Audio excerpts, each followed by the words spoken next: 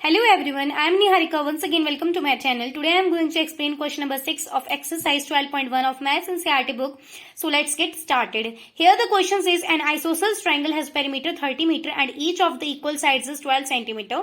Find the area of the triangle.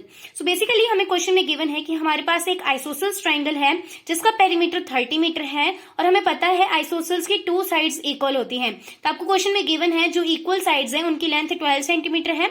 तो मतलब आपने तीसरी साइड की वैल्यू फाइंड आउट करनी है, साथ ही साथ आपने इस ट्राइंगल का एरिया भी फाइंड आउट करना है। So let's get started. So here is the diagram. यहाँ पे जो दो इक्वल साइड्स होती है उनकी वैल्यू 12 सेंटीमीटर हो जाएगी। तीसरी साइड की हमने वैल्यू फाइंड आउट करनी है। सो पहले जो आपको क्वेश्चन में गिवन होता है हम उसी को लिख लेंगे। Like triangle ABD is an isosceles triangle. A की वैल्यू 12 सेंटीमीटर है, बी साइड की वैल्यू 12 सेंटीमीटर है, सी साइड की वैल्यू आपने फाइंड आउट करनी है। क्वेश्चन में आपको पेरीमीटर 30 सेंटीमीटर गिवन है। अब हमने फाइंड आउट क्या करना है, एक तो length of side C and area of triangle. So सबसे पहले हमें क्वेश्चन में जो गिवन है उसके बेसिस पे हम थोड़ा लिख लेते हैं। लाइक पेरीमीटर ऑफ ट्राइंगल होता क्या है वैसे, सम ऑफ ऑल साइड्स। पहले फॉर्मूला लिखा। अब देखो पेरीमीटर ऑफ ट्राइंगल के नीचे हम 30 सेंटीमीटर लिख लेंगे, सम ऑफ ऑल साइड्स के नीचे हम अपनी तीनों साइड्स का सम कर लेंगे।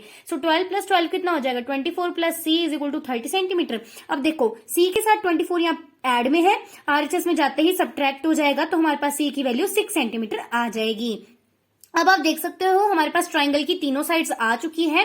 ठीक है, अब उसके बाद हम निकालते हैं एरिया यूजिंग हेरोन्स फॉर्मूला। हम जानते हैं हेरोन्स फॉर्मूला में एस की वैल्यू निकालनी पड़ती है और एस बेसिकली पेरीमीटर का हाफ होता है। तो आपको क्वेश्चन में पेरीमीटर तो पहले से गिवन है कि 30 है, तो 30 का हाफ हो जाता है 15, मतलब 2 1 2 2 15 30। तो एस की वैल्यू आई हमारे पास 15, राइट।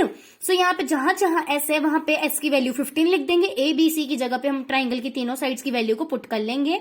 तो हमारे पास बन जाएगा under root 15 multiply by 15 minus 12 multiply by 15 minus 12 multiply by 15 minus 6। So 15 minus 12 होता है 3, 15 माइनस 12 होता है 3, 15 माइनस 6 होता है 9।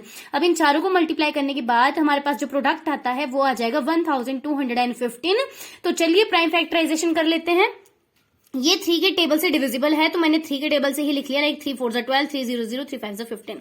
नेक्स्ट 5 8 40, 5 1 5, 3 2 6, 3 7 21। यहाँ पे हमने प्राइम फैक्टराइजेशन की है, मतलब ये डिजिट्स जो हैं इनके टेबल में कहां जैसे आते हैं उसको पुट करना है। 3 9 27, 3 3 9, 3 1 3। अब पेयरिंग स्टार्ट करते हैं। हमें पता है सेम डिजिट्स के पेयर ही बनते हैं, तो यहाँ 3 का पेयर बन गया, अगेन 3 का पेयर बन गया, बट यहाँ पे 3 और 5 अकेले बच गए क्योंकि इनका कोई पेयर ही नहीं है। अब जो डिजिट्स अकेले बच जाते हैं उन्हें हम अंडर रूट के नीचे एज इट इज रहने देंगे और जो पेयर बन जाएंगे उनकी हम पेयरिंग दोबारा करेंगे। सो यहाँ आप देख सकते हो मैंने यहाँ पेयरिंग कर ली है 3 और 3 की। इनमें से ओनली सिंगल 3 बाहर आएगा, हमें पता है पेयरिंग करके ओनली सिंगल डिजिट बाहर आता है। और जो जिनके पेयर नहीं बन पाए वो अंडर रूट के अंडर ही रह जाएंगे, मतलब 3 5 15 अंडर रूट के अंदर ही रहेगा और ये जो 3 3 9 बना वो अंडर रूट के बाहर चला जाएगा। तो हमारे पास सॉल्यूशन आ जाएगा 9 root 15 centimetre square as a answer, right. So उम्मीद है आपको ये सॉल्यूशन समझ आ गया होगा। For more videos please subscribe my channel. Till then bye bye.